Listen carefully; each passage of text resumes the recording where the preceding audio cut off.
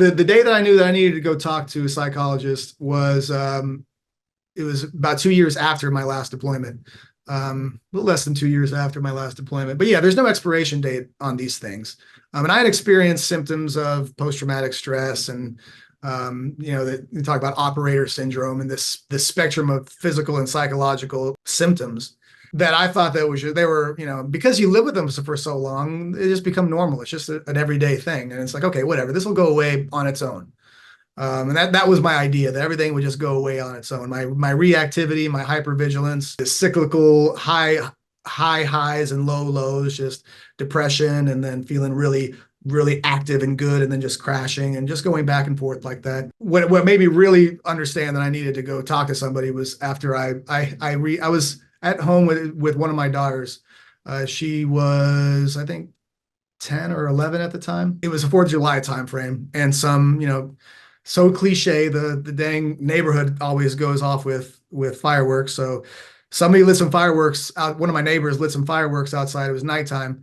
But the way that the sound was, they were uneven enough, and the tempo was really well done to make it sound like someone initiating an ambush. It started off kind of slow and then sped up, and they were uneven. There was just no rhythm to it, and my mind instantly thought that someone was shooting outside my apartment, shooting in through the window. There was just no other option. Like that's my mind's like, someone's shooting at the house, and that's it. It's not, hey bro, it's 4th of July.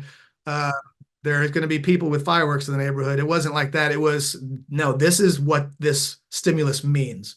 And there was no other story. My daughter is making grits on the stove, and I yelled at her to get up, I'm like, get down. Like she's going to understand what's going. She's 10 years old. I'm like, get down. And she looks at me, she's like, what?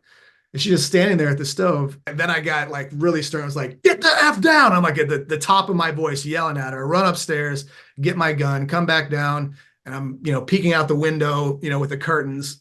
And my daughter's on the floor in like some spy. She's a dancer. She doesn't even know what I mean by get down. I'm looking at her. She's like in this frog stance on the floor. I'm like, that's not getting down. Like, what are you doing? Like, that's not what is that?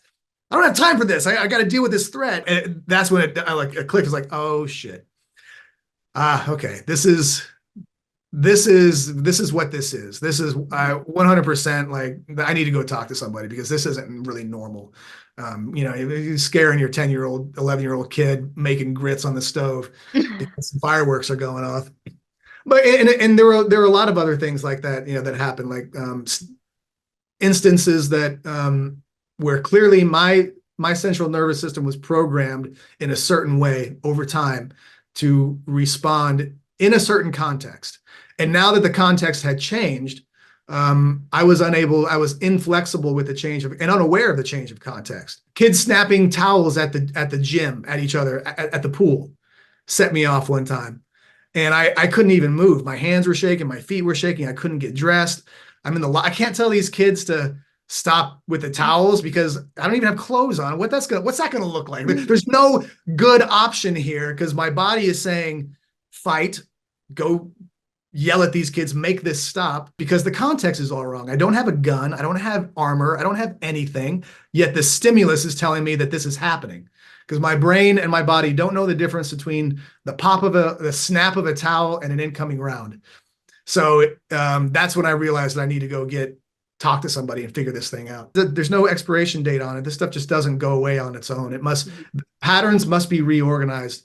Old patterns must be changed. Otherwise, patterns just keep reemerging. And beyond that, my relationships were suffering. Not only was there, along with this operator syndrome thing, not only is there like physical and psychological suffering, there's also the effect of this hedonic treadmill, where often, and this is in my case, and this is common for a lot of people, where we're chasing the dopamine rush. We're chasing the feeling of, and we're not really aware that we're doing it.